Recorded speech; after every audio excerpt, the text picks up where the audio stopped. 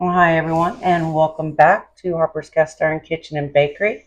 I'm Tina. This is my husband, Troy. I want to wish all you fathers out there a very happy Father's Day. As you can see, he got this beautiful hat from his boys. And today I'm going to go ahead and make him a homemade lasagna and some homemade garlic bread. He's going to help me a little bit because I need his help, just a little bit. And so let's go ahead and get started. So as you can see, Troy's going to go ahead and get the sauce started because that's going to take the longest. So he's going to turn that on. Of course, we're using cast iron. You always want to have your cast iron nice and hot. Look how pretty that is. Now over here, we do have 3 pounds of ground beef and a pound of just regular mild pork sausage. We're going to go ahead and fry that up once that gets nice and hot. Okay, so what you doing there, babe? I'm gonna put a tad of avocado oil in here to fry the ground meat and the pork sausage. Not, it don't take much, just about a tablespoon. Next, we're gonna add in our ground meat with our clean hands. Now, I don't wash my hands and everything, and everything's been sterilized in our house for cooking. And we're gonna add our ground meat and sausage in at the same time. We'll cook it all together.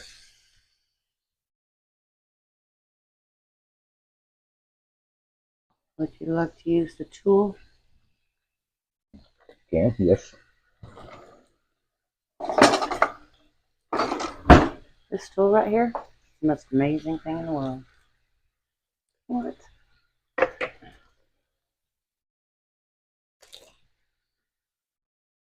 So this lasagna is not your typical lasagna. This is mine. I do several things different.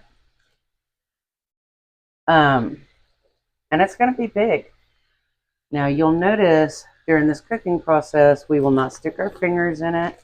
We're not going to be licking spoons because we are cooking for other people today, not just us.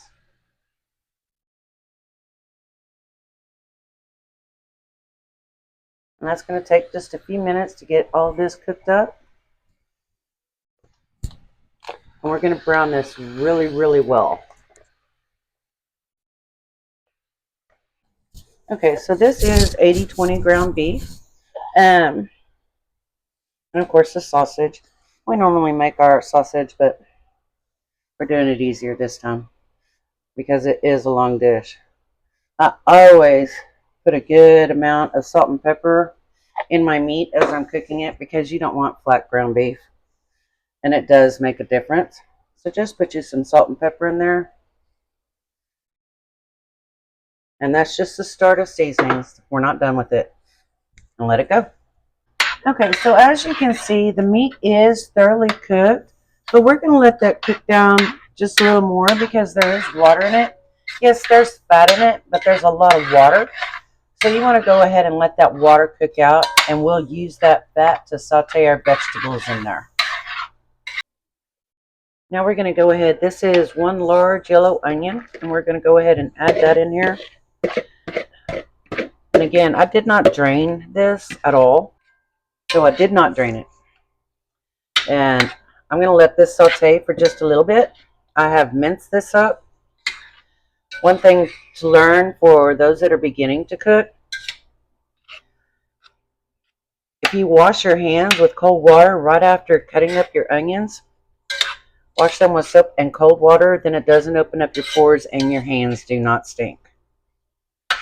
Also, never ever wash your knives in cold water. It will dull them immediately. Hot water. Oh, hot water, I'm sorry. Yeah. Oops. You know, I'm just human, right? Hot, cold, cold, hot. It's not the same thing. We're going to let this saute for a few.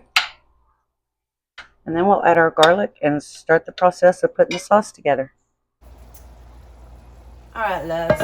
I'm so sorry. We're having a few technical difficulties. So I wasn't able to show you. I did add 3 pints of our homemade tomato sauce, 2 pints of our homemade Italian tomatoes, and a pint of water. I have also added 3 bay leaves, a good portion of granulated garlic and granulated onion powder. I added probably a 1/4 cup of Italian seasoning, a couple of tablespoons extra oregano, 2 tablespoons of ground mustard. Now I add this because it adds just a little bit of something where people are going, what is that? And then of course some more salt and pepper. And it looks really good. Be sure that you always taste as you're simmering, because this is going to simmer again for 3 to 4 hours. Be sure that you're tasting it during those times. Excuse me, because I know I'm not the only one that you're cooking something and it smells so heavenly, and then you taste it and it's bland. So you want to make sure that all those seasonings are getting in there, that it's seasoned the way that you want it. And we're just going to cover this and let it simmer for 3 to 4 hours. Turn it down a little bit more. Okay, so right here, I'm not sure what happened. We lost our mics completely. As you can see, I am stirring up the sauce. I have my extremely hot pot right beside me. Troy's pulling out the bay leaves for me. But it just smells so good. And I could have cut this video, but this is where we actually put it together. I do apologize that the camera's not where it's supposed to be. But you can see right here, I'm putting in quite a bit of the sauce down on the bottom, just to put that first layer of pasta down. I have pre-cooked my pasta and set it out evenly, or well, flat, so that it would be a lot easier to handle once it had cooled down. But we're spreading that sauce out, and I just didn't think that that was enough, so I added some more to it. Of course, this dish does take a lot to do, but it is so worth it. So here we are. I'm just judging how much I want in the bottom of it.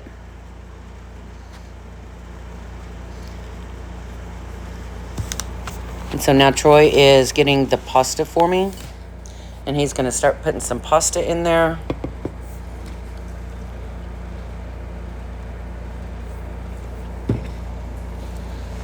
And I did find that 3rd bay leaf.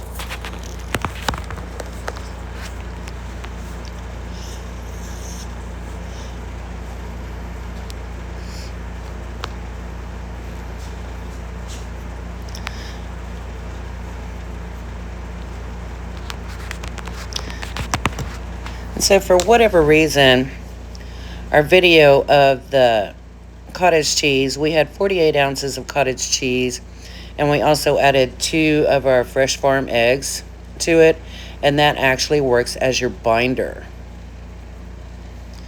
Because let's face it, we got a lot of cheese fixing to go into this.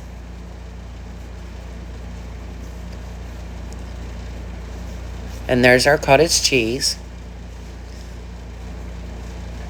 It looks like cream, but trust me, it is not. And in this, I have 2 pounds of mozzarella, 2 pounds of Colby Jack, and also 10 ounces of Parmesan. These are all freshly grated. Now you can buy the grated. I just prefer to grade my own, because the grated has something on it, that an anti-caking agent, and it just does not melt well and doesn't taste very good. So this is my Parmesan. All of these were grated earlier in the day, before we even started cooking.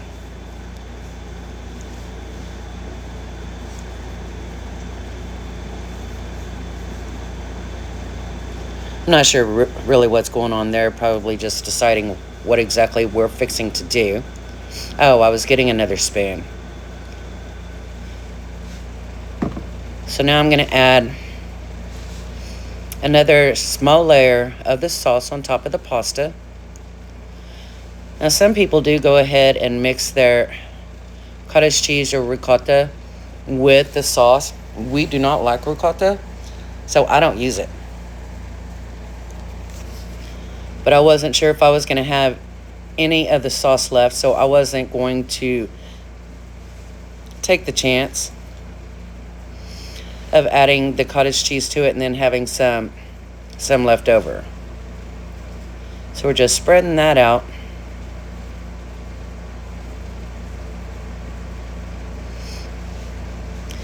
And then after this, our first layer is going to be the cottage cheese.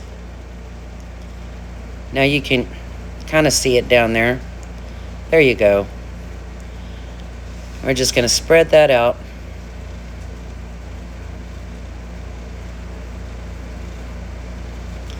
And this is going to be our first layer of cheese.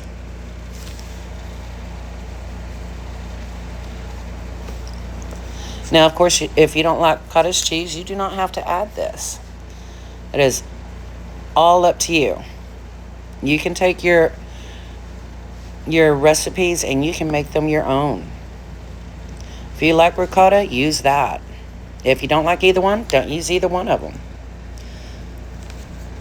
So I'm adding just a touch more because I didn't think that was enough. And let's face it, this is a really large pot. I think this pot actually weighs 50 pounds empty. So now that I've got some cottage cheese put in here and spread out really well, I just like it completely covered.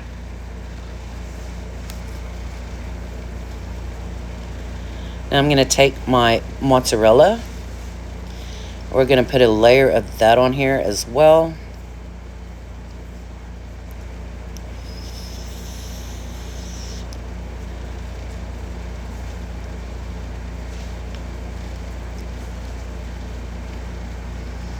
I wish at this point y'all could have just smelled this. It just smelled so good.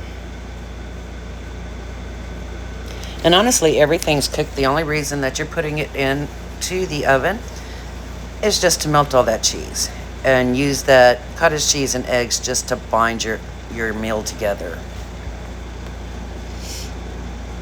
And then, of course, here comes my little add is Colby Jack. Now, you don't have to add Colby Jack. It is not Italian, but that's fine too. We just happen to like it. I've always made it this way since I started making lasagna some 30 years ago. So we're just going to add a good layer of that to this lasagna.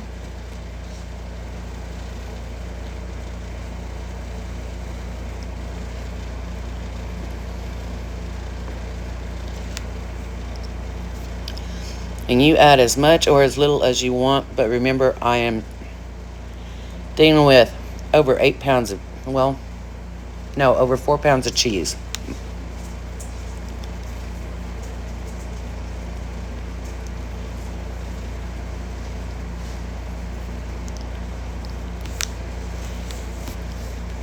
And now here comes our fresh grated Parmesan.